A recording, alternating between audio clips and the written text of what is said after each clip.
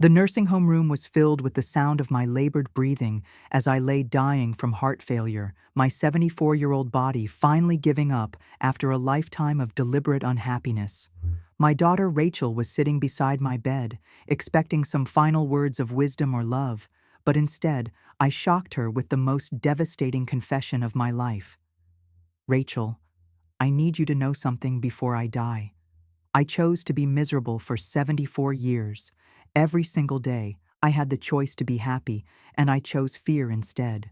I destroyed my own life, and probably yours too, all because I was too scared to let myself feel joy. The heart monitor started racing as Rachel's face went white with confusion and horror, but I had to finish confessing the most tragic truth any human can face, that happiness was always a choice, and I had chosen wrong every single day for 7 decades. Before I continue my story, I really want to know where you're watching me from. Tell me in the comments what city you're watching from, and if you can, please leave a like and subscribe to the channel. My name is Margaret Elizabeth Hartwell, and I'm dying in room 23B at Sunset Manor Nursing Home in Portland, finally admitting that I wasted an entire lifetime being afraid of my own happiness. 3 hours ago, my daughter Rachel still believed I was just a naturally serious, cautious person who had faced difficult circumstances. She thought my chronic depression, my constant worry, my inability to enjoy anything was just my personality, maybe even something to admire about my strength and realism.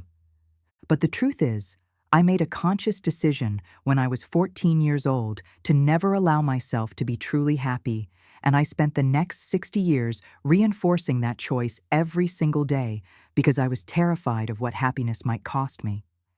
It started in the summer of 1963, when I was 14 and living in small-town Nebraska with my parents and younger brother Tommy. We weren't wealthy, but we weren't poor either. My father worked at the grain elevator, my mother took in sewing, and we had a modest but comfortable life. More importantly, we were genuinely happy as a family. We laughed together, played board games on Sunday evenings, took summer drives to the lake, and created the kind of warm memories that most people treasure forever. I was particularly close to Tommy, who was 12, and had this infectious laugh that could make anyone smile. He was one of those naturally joyful children who found wonder in everything, catching fireflies, building tree forts, making up elaborate stories about our neighbors.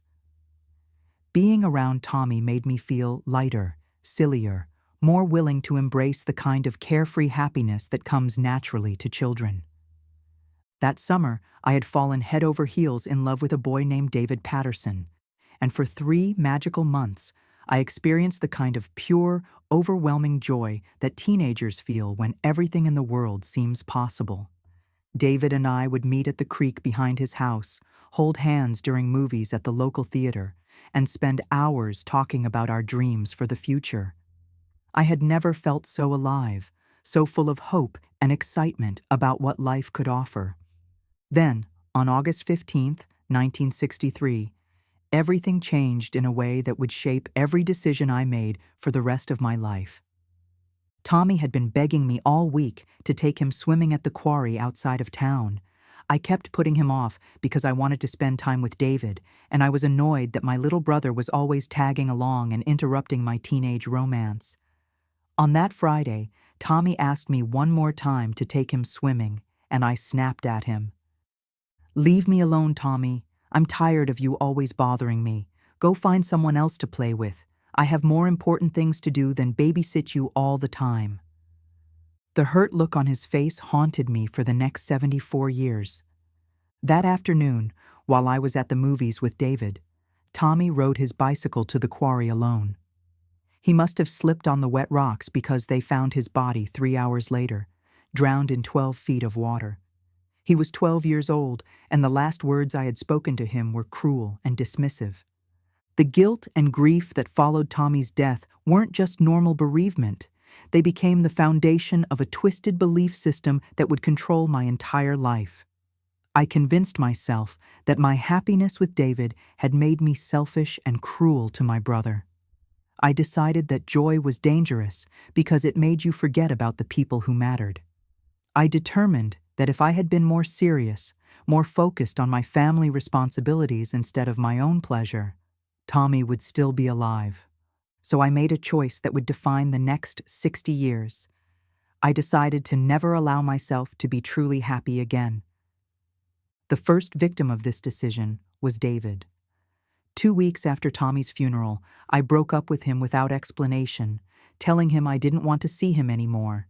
He was devastated and confused, begging me to tell him what he'd done wrong, but I couldn't explain that being with him represented everything dangerous about happiness. "Margaret, please talk to me," David pleaded outside the church after Sunday service. "We were so happy together. What changed? Did I do something to hurt you?" "Happiness is selfish," I told him, the words feeling like poison in my mouth even as I spoke them. "I need to focus on more important things." I watched his heart break in real time, and I felt a sick satisfaction that I was finally prioritizing suffering over joy, responsibility over pleasure, safety over risk. Over the following months, I systematically eliminated every source of potential happiness from my life. I quit the school drama club because acting brought me joy. I stopped reading fiction because getting lost in stories felt like escapism. I avoided making close friendships because caring about people made you vulnerable to loss. I developed a rigid routine of school, homework, and household chores that left no room for spontaneity or fun. My parents were worried about my dramatic personality change, but they attributed it to grief over Tommy's death and assumed I would eventually heal. They didn't realize I was actively preventing myself from healing because I believed healing meant betraying Tommy's memory. When I graduated from high school, I had scholarship opportunities to study literature at several universities. Writing had always been my passion, and teachers said I had real talent. But pursuing my dreams felt too much like choosing happiness, so I turned down the scholarships and took a job as a secretary at the local insurance office instead. "Margaret, you're making a mistake," my English teacher, Mrs. Davidson, told me when I declined the university offers. "You have a gift for writing. You could have a brilliant career, travel the world, experience things most people only dream about." "Dreams are for people who don't understand responsibility," I replied, parroting the philosophy I'd constructed to justify my self-imposed misery. At 22, I married Harold Hartwell, a decent but joyless man who worked as an accountant and shared my belief that life was about duty rather than fulfillment. I didn't love Harold. I chose him specifically because he represented stability without passion, security without excitement. Our courtship was practical, and our marriage was businesslike, exactly what I thought I deserved. Harold and I had Rachel when I was 25, and even motherhood became another opportunity to choose duty over joy. Instead of delighting in my daughter's milestones and personality, I focused obsessively on all the ways I might fail her, all the dangers she might face, all the reasons I needed to prepare her for disappointment rather than encourage her dreams. When Rachel was 5 years old and brought me a handful of dandelions she'd picked from our yard, my first instinct was to scold her for picking flowers without permission.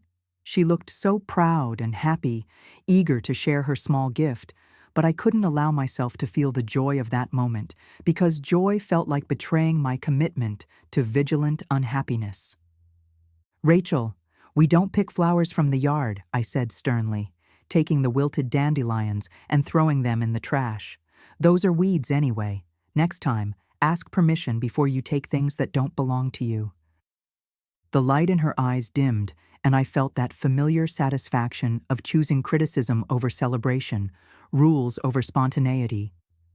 If this story is shocking you, hit that subscribe button because what I did to my family over the next 40 years was even more systematic and devastating. By the time Rachel was a teenager, I had trained myself to find the negative in every situation, to anticipate the worst possible outcome of every decision, and to view happiness as a dangerous illusion that prevented people from being properly prepared for life's inevitable disappointments. When Rachel made the honor roll, I focused on the 1 B+ grade instead of celebrating her achievements. When she was accepted to her dream college, I spent months warning her about how difficult university would be instead of sharing her excitement. When she fell in love with Mark during her junior year, I immediately began cataloging all the ways the relationship would probably fail instead of being happy that my daughter had found someone who made her laugh. "Mom, I'm so happy," Rachel told me when she announced her engagement to Mark at age 24. "He makes me feel like I can do anything, be anything. I've never felt so alive." "Feelings change," I replied coldly. "Marriage is about compatibility and practical considerations, not feelings. Don't build your future on something as unreliable as happiness." I watched my daughter's face fall, saw her excitement dim under the weight of my relentless pessimism, and felt that sick satisfaction that I was protecting her from the dangerous delusion of joy. Harold died of a heart attack when Rachel was 30, and even grief became another opportunity to reinforce my commitment to unhappiness. Instead of allowing myself to mourn and heal, I turned his death into proof that caring about people only led to pain, that my 67 years of emotional distance had been wise and protective. "I'm glad I never let myself love him too much," I told Rachel at Harold's funeral, a statement so cold and heartless that it made her step back from me in shock. "Mom, that's a terrible thing to say," Rachel whispered. "Dad loved you. He spent 40 years trying to make you happy." "Happy?" I laughed bitterly. "Happiness is a luxury for people who don't understand how cruel life really is. Your father understood that. That's why our marriage worked." But that was a lie. Harold had spent 40 years slowly withering under my relentless pessimism, and I had denied both of us any chance at genuine intimacy or joy because I was still, at 67 years old, afraid that happiness would make me forget my responsibilities and lead to tragedy. The most devastating example of my systematic destruction of happiness came when Rachel gave birth to my granddaughter Emma 5 years ago. Emma was this radiant, joyful child who inherited Rachel's optimism despite my years of trying to dampen it. When Emma was 3 years old, she would run to me with the uninhibited love that only children possess, throwing her little arms around my legs and looking up at me with pure adoration. "Grandma Maggie, I love you so much," she would say, her face glowing with the kind of uncomplicated happiness I had been denying myself for 65 years. Instead of melting into that love, instead of allowing myself to feel the profound joy of being adored by my granddaughter, I would gently but firmly detach her arms and redirect her enthusiasm. "Emma, we don't make such dramatic displays of emotion," I would tell her. "Love is shown through actions, not words or physical affection." I watched that bright light in her eyes dim slightly each time I rejected her spontaneous affection, and I told myself I was teaching her important lessons about emotional control and realistic expectations. But the truth was, I was terrified that if I allowed myself to love Emma with the intensity she deserved, something terrible would happen to her the way it had happened to Tommy. I was so afraid of experiencing loss again that I chose to experience nothing at all. The breaking point came 6 months ago when Emma, now 5 years old, stopped trying to hug me altogether. During a family dinner, she was telling an elaborate story about a princess who could talk to animals, her imagination running wild with the kind of creative joy that should have delighted any grandmother. "Emma, that's enough," I interrupted. "Stories like that aren't realistic. You need to focus on real things, practical things. Imagination is fine, but you can't live in a fantasy world." Emma's face crumpled, and she ran to Rachel crying. "Mommy, why doesn't Grandma Maggie like my stories? Why doesn't she ever smile?" Rachel followed me into the kitchen, her face red with anger and frustration after years of watching me crush joy wherever I found it. "Mom, what is wrong with you?" she demanded. "Emma is a beautiful, creative, loving child, and you treat her like she's doing something wrong by being happy. You've spent my entire life acting like happiness was a character flaw, and now you're doing the same thing to my daughter." "I'm trying to prepare her for reality," I replied. the same justification I'd been using for 50 years. No, Rachel said, her voice shaking with emotion. You're trying to make her as miserable as you've chosen to be, and I'm not going to let you do to Emma what you did to me. That night, alone in my house, I finally confronted the truth that I'd been avoiding for 74 years. I wasn't protecting anyone by choosing unhappiness. I wasn't honoring Tommy's memory by refusing joy. I was just a scared 14-year-old girl who had never learned how to forgive herself for a moment of normal teenage selfishness. Tommy's death had been a tragic accident, not a punishment for my happiness with David. My joy hadn't killed my brother. Drowning had. But I had spent 60 years punishing myself and everyone around me for a crime I had never actually committed. The stroke diagnosis came 2 months later, and as I lay in this nursing home bed, facing my own mortality, I finally understood the magnitude of what I had lost. I had missed 60 years of potential happiness. I had denied myself the joy of truly loving my husband, of celebrating my daughter's achievements, of building warm memories with my granddaughter. I had turned every gift life offered me into a burden, every opportunity for connection into a reason for distance, every chance at fulfillment into an excuse for fear. Rachel, I said, gripping her hand as my breathing became more difficult, I need you to understand something. Every day for 60 years, I had the choice to be happy, and I chose to be afraid instead. I chose worry over wonder, criticism over celebration, distance over love. I don't understand, Rachel said, tears streaming down her face. You always said happiness was selfish, that it was better to be realistic. I was wrong, I whispered, fighting to stay conscious long enough to finish this confession. Happiness isn't selfish, it's generous. When you allow yourself to feel joy, you give other people permission to feel joy too. When you choose love over fear, you create more love in the world. Tommy died because of an accident, not because I was happy. But I spent 60 years punishing everyone around me for that accident, including you and Emma. I taught you that joy was dangerous when I should have taught you that joy was precious.